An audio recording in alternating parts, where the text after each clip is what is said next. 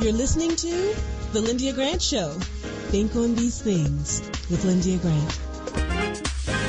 Radio 1 listeners, thank you for tuning in to The Lyndia Grant Show.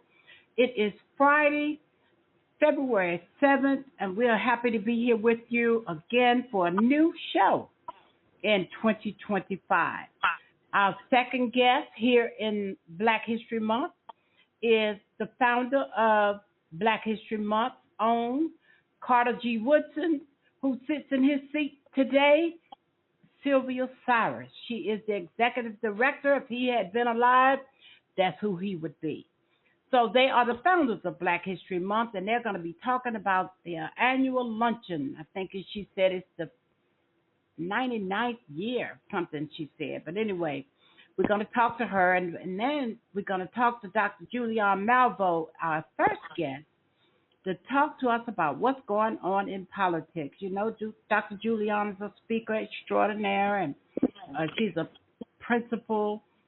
She's been a president emeritus of Bennett College and was a dean in Los Angeles at Cal State, LA, and has traveled the world. And so we still is, I think, the president of Push Excel, the youth program. So author of many books. Go to Amazon and look for her.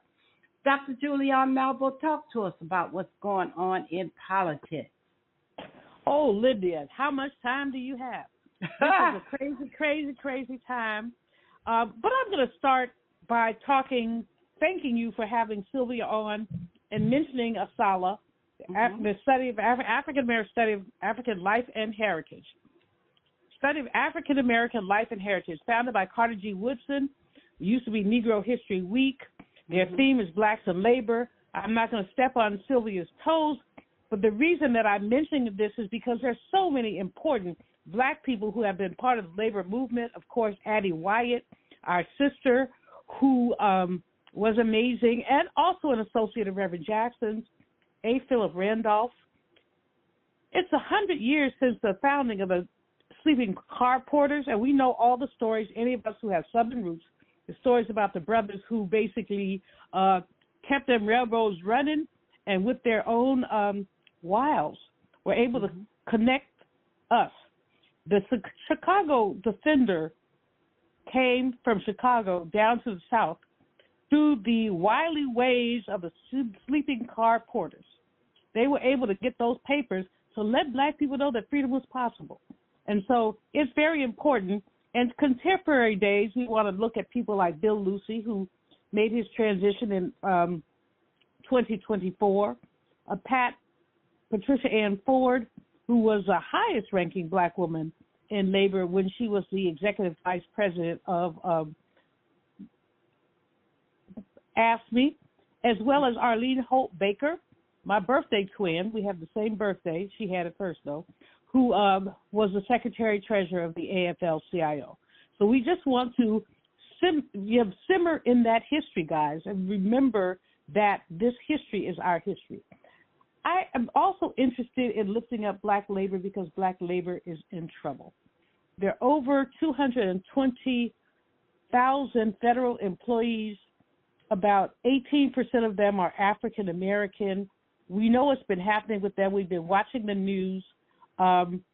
Many who are DEI employees, doesn't mean that they've got their jobs from diversity, equity, inclusion, but they administer DEI programs.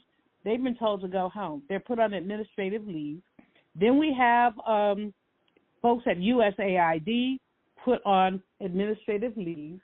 Then if we look at labor in particular, two NLA, National Labor Relations Board leaders. The National Labor Relations Board is the organization that basically adjudicates how labor issues are decided. So the two Democrats were fired by the incoming, I guess he's the president now, Gwen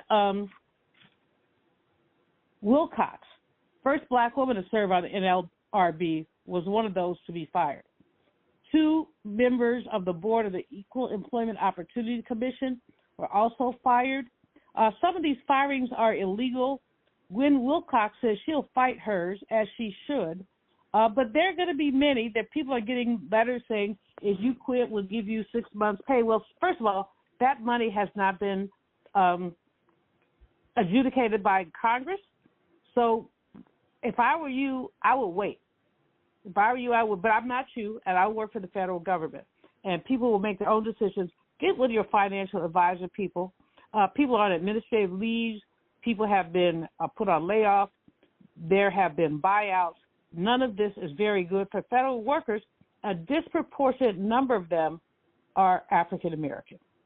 Let me repeat that. A disproportionate number of them are African American. So workers beware. The unemployment numbers will come out next week. We'll talk about them next week. They'll come out next Friday. And when they come out, we're not going to see much change. We may see some. Here's what we also see, however, which is really quite frightening. We see people who are leaving government who have massive institutional knowledge. They're leaving because they're scared. They're leaving because they're apprehensive.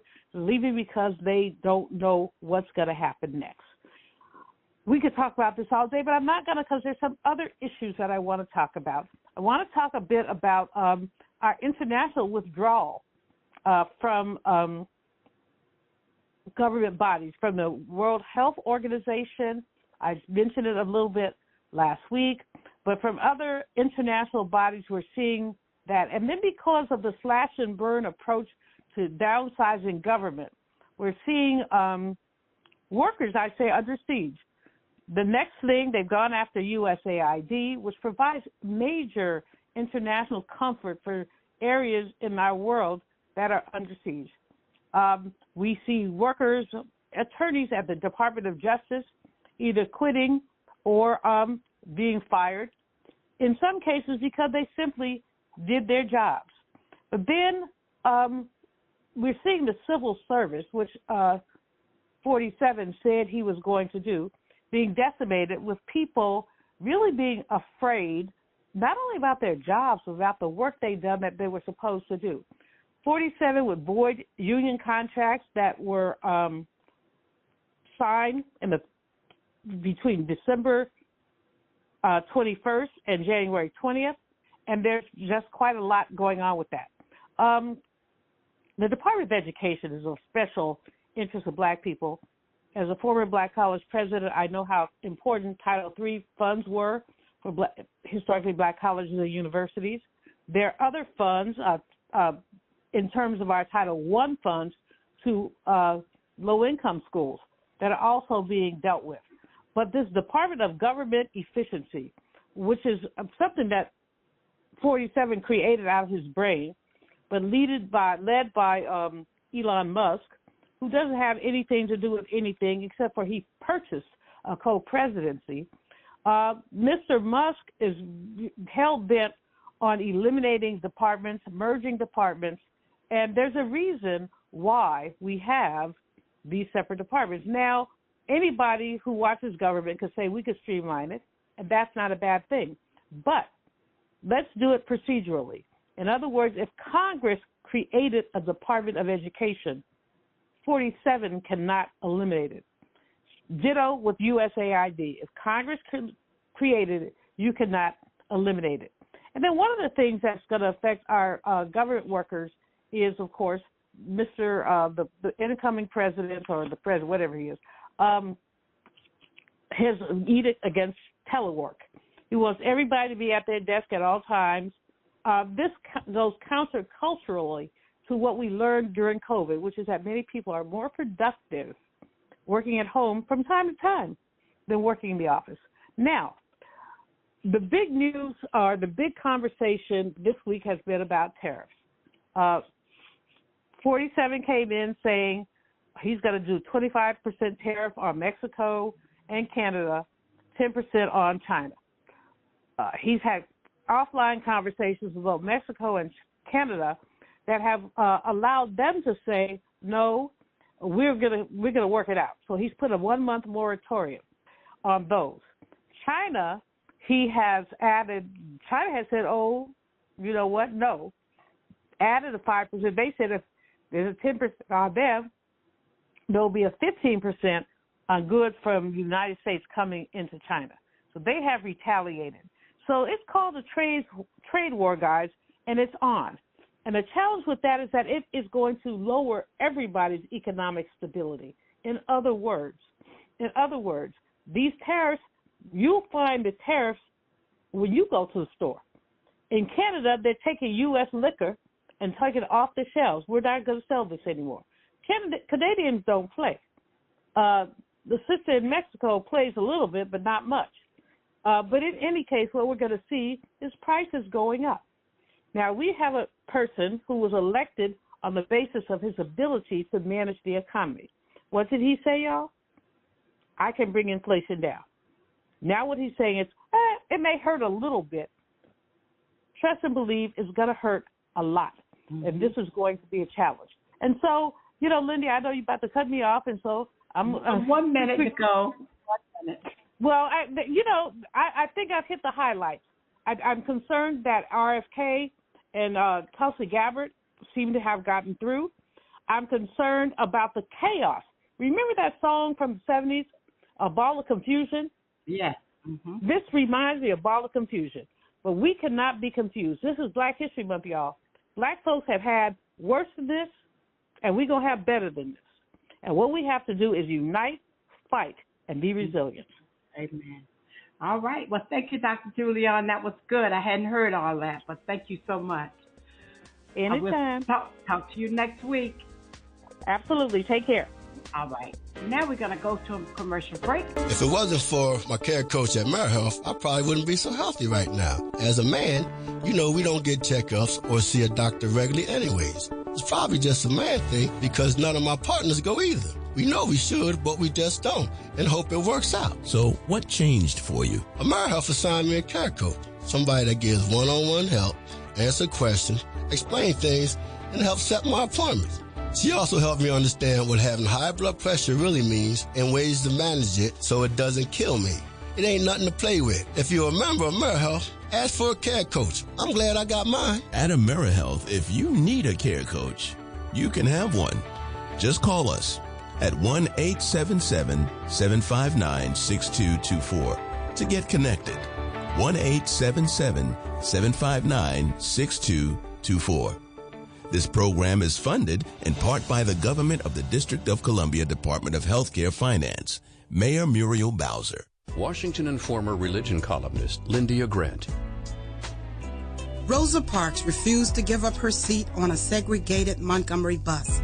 In lectures on brotherhood, Ms. Parks often said, "People always say that I didn't give up my seat because I was tired. But that wasn't true. I was not tired physically.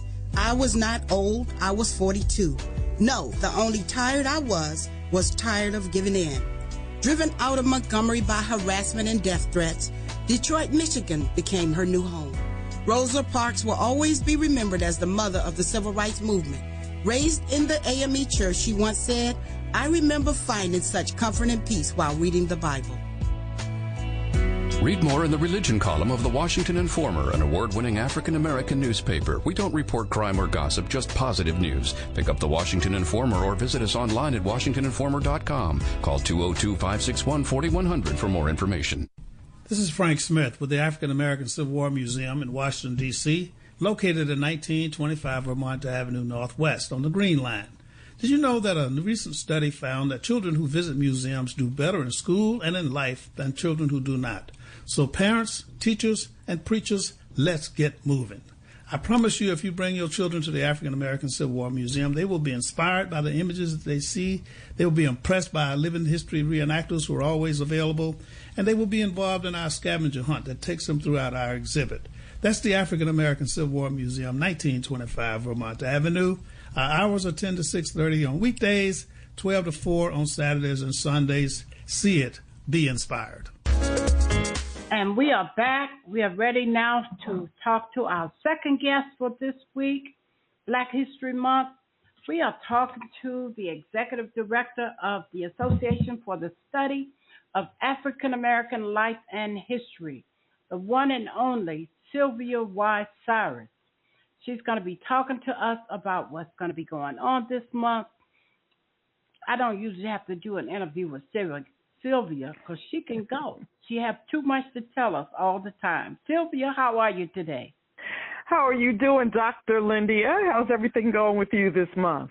Oh, everything is going lovely. I'm so happy that I was recommended for this opportunity for the work I've been doing in the community, which includes you all, as a matter of fact. So I'm just happy to be here with you and to find out what's going on.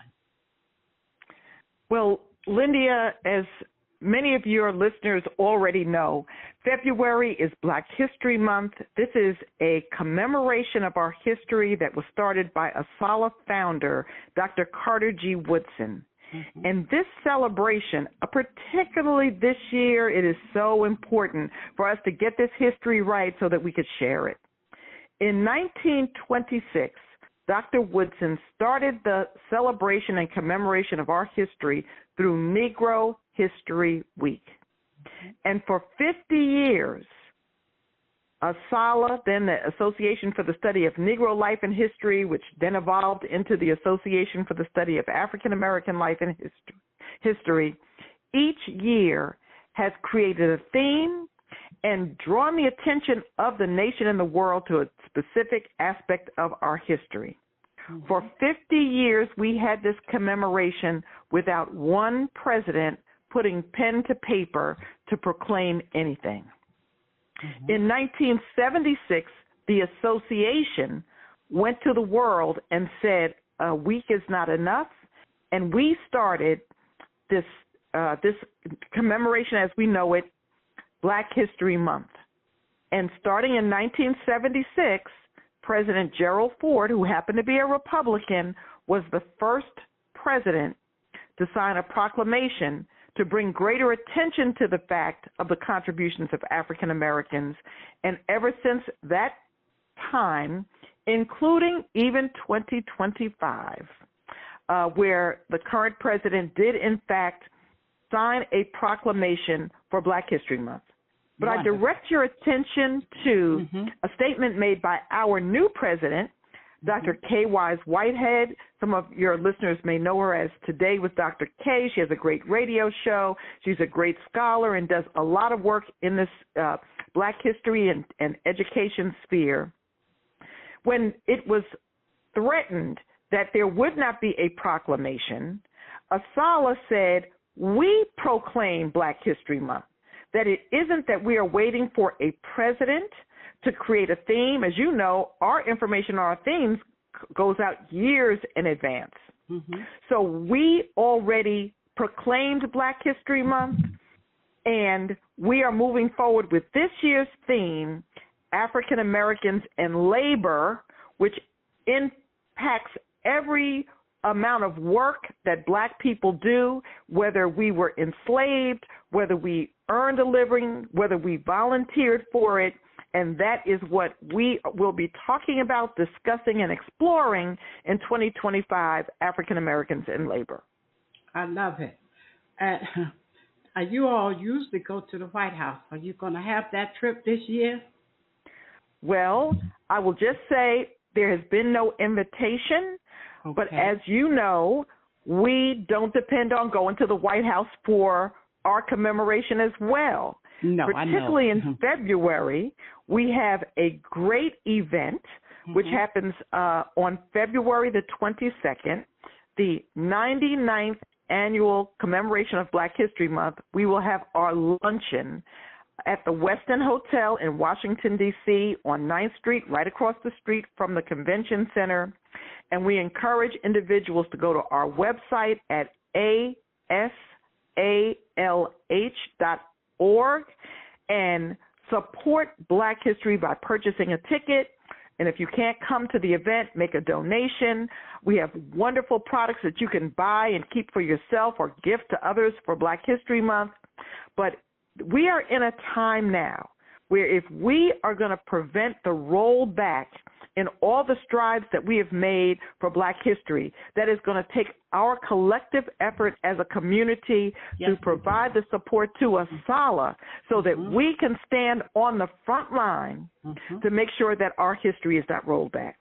Amen. I agree with that, Sylvia. That is so good. Tell us who your guest speaker is on the 22nd.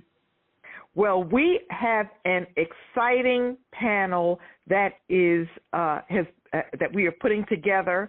We're going to start with the moderator of that panel, Dr. Greg Carr from Howard University, will be moderating a panel, and we are so delighted that our two panelists, one who we've had before, but we're looking forward to having him again, is Mark Moriel. He is a fantastic speaker. He is a historian as well, and so he will be there, as well as Christine Sampson Clark. She is a representative from the National Education Association, one of the biggest labor unions in America. Certainly our Black teachers are engaged and involved in this union, so we know that that is going to be a dynamic presentation between Dr. Carr, Mr. Moriel, and Ms. Sampson Clark. In addition, Mary Frances Berry, our own former executive council member, has a new book out, and she is coming and will provide the occasion to explain why we're talking about labor. And our overall MC for the day is Ebony McMorris, a White House correspondent. And so those are our headliners for the event on February 22nd at the Westin Hotel at 12 noon.